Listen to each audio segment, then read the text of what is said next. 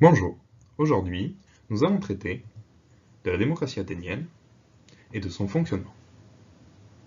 Comme vous l'avez vu en cours, Athènes est une démocratie. Chaque homme ayant le statut de citoyen peut participer aux décisions de la cité. Dans le système démocratique athénien, le pouvoir revient au peuple. C'est pour cela que l'assemblée la plus importante, l'ecclésia ou l'assemblée du peuple, est ouverte à tous les citoyens qui veulent y participer. Elle vote les lois, décide de la guerre ou de la paix, gère l'utilisation de l'argent destiné à la gestion de la cité. L'ecclésia se réunit sur la colline de la Pnyx, qui est située à proximité de l'acropole, comme vous pouvez le voir ici. Ici, nous avons une reconstitution d'un débat à l'Ecclésia. Chaque citoyen peut y prendre la parole. Il devient alors orateur et s'exprime à la tribune. Vous avez la tribune ici. La parole de chaque orateur est limitée par une clepsydre, qui mesure son temps de parole.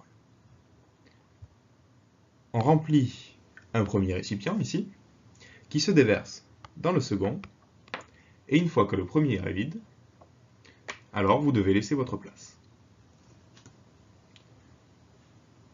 Après que tous ceux qui se sont exprimés, qui voulaient s'exprimer, se sont exprimés, on procède à un vote à main levée. Vous voyez un certain nombre de votants au dernier plan, ou au premier ici.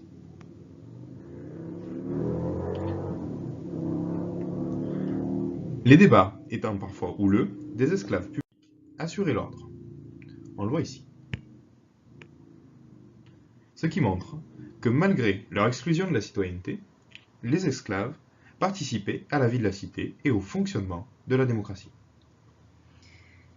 Les magistrats dirigent la cité en exerçant une partie du pouvoir exécutif, c'est-à-dire qu'ils font appliquer les lois. Ils sont 700, élus ou tirés au sort pour un an, parmi les membres de l'Ecclésia. Ce sont des fonctions collégiales, c'est-à-dire qu'ils sont au moins 2 pour exercer une fonction. Les plus importants sont les stratèges, qui sont élus par l'Ecclésia. Ils exercent un pouvoir important puisqu'ils font appliquer les lois, peuvent faire voter les lois, ou encore, et surtout, dirigent l'armée. Ils sont 10, élus pour un an. La boulée, ou Conseil des 500, est composée de 500 citoyens tirés au sort parmi l'Ecclésia. Ils sont élus pour un an et préparent les lois qui seront ensuite votées par l'Ecclésia. À la fin de chaque fonction publique, les magistrats doivent rendre compte de leur action devant la boulée. En cas de problème, ils peuvent être condamnés en justice. L'ailier est le tribunal d'Athènes composé de 6000 citoyens tirés au sort pour un an parmi les membres de l'Ecclésia. Ils rendent la justice.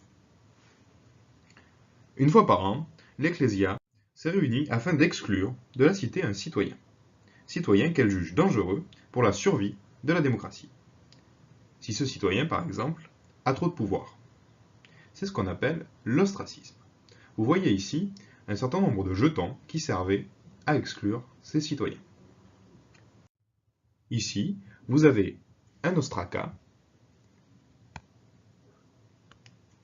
qui décide de voter contre Thémistocle pour son exclusion de 10 ans de la cité. On peut voir que par ce procédé, la démocratie limite la prise de pouvoir d'une seule personne, et ainsi elle se protège.